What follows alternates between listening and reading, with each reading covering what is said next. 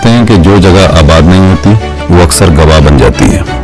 राजस्थान के जैसलमेर से 18 किलोमीटर दूर ये खंडर चीखते नहीं है, ये सिर्फ चुप रहते हैं। लोग यहाँ भूतों की तलाश में आते हैं, लेकिन यहाँ जो मिलता है वो है एक गहरी खामोशी।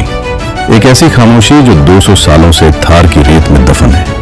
और आज इंडिया कैप्चर में हम कुलधरा के उस सच को देखेंगे जो इतिहास और लोक कथाओं और आज की हकीकत के बीच कहीं खो गया है। लोग इसे गोस्ट विलेज कहते हैं, कोई इसे श्रापित कहता है तो कोई इसे महज एक टूरिस्ट स्पॉट। लेकिन जब आप जैसलमेर की इस तपती रेत पर कदम रखते हैं तो आपको डरावनी आवाजें नहीं बल्कि एक गहरी खामोशी सुनाई देती है। इतिहास के पन्नों को पलटें तो 13वीं सदी में यहाँ पालीवाल ब्राह्मणों ने कदम रखे थे। ये लोग महज किसान नहीं थे, ये उस समय भी विज्ञान और कला में आज के समय से कहीं आगे थे। जरा इन पत्थरों की जुड़ाई देखिए। बिना किसी गारे या सीमेंट के इन्होंने तपते रेगिस्तान में ऐसे घर खड़े किए जो रेगिस्तान की गर्मी में भी ठंडे रहते थे। लोक कथा की माने तो साल 1825 की वो तारीख जिसने सब बदल दिया। जैसलमेर के दीवान सालम सिंह, जिसकी हवस और ऊंचे लगान ने इस हंसते खेलते गांव को वीरान खंडर में बदल दिया। कहानी कहती है कि उसने गांव के मुखिया की बेटी पर नजर डाली।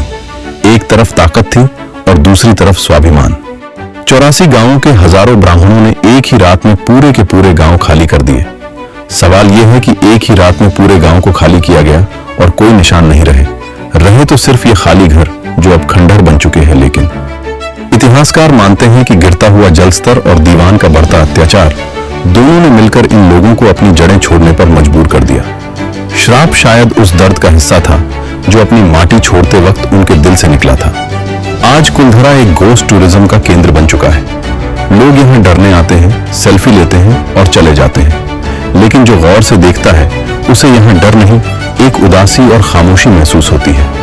खैर, आज का सच तो यह है कि कुलधरा अब भूतिया कम और टूरिस्ट स्पॉट ज्यादा बन चुका है। ASI ने इसे संरक्षित किया है, लेकिन यहाँ की असली विरासत धीरे धीरे दम तोड़ रही है। लोग यहाँ भूतों को ढूंढने आते हैं, लेकिन उन्हें यहाँ सिर्फ टूटे हुए घर मिलते हैं और सूर्यास्त के बाद यहाँ रुकना मना है। और शायद इसी पाबंदी ने इस श्राप की कहानी को आज भी जिंदा रखा है। तो क्या यहाँ कोई रूहानी ताकत है? पैरानॉर्मल सोसाइटीज ने यहाँ कई बार रिसर्च की है। कुछ ने ऊर्जा महसूस की तो कुछ खाली हाथ लौटे। शायद सच ये है कि यहाँ कोई भूत नहीं है, यहाँ सिर्फ उन लोगों की यादें हैं जो अपना सब कुछ छोड़कर इतिहास में कहीं गुम हो गए।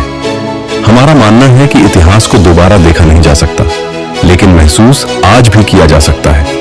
और यही इंडिया कैप्चर का विजन है। हम यहाँ सिर्फ जगह ही नहीं दिखाते, हम उन अनसुनी कहानियों को जिंदा करने की कोशिश करते हैं। तो चलिए कुलधरा की इस कहानी को अब यही खत्म करते हैं। आपको इंडिया कैप्चर का ये सफर कैसा लगा? आप कमेंट में जरूर बताएं। अगर आपको भारत को इस नजरिए से देखना पसंद है तो सब्सक्राइब करें। मिलते हैं अगले सफर में एक और अनकही सच के साथ। जय हिंद।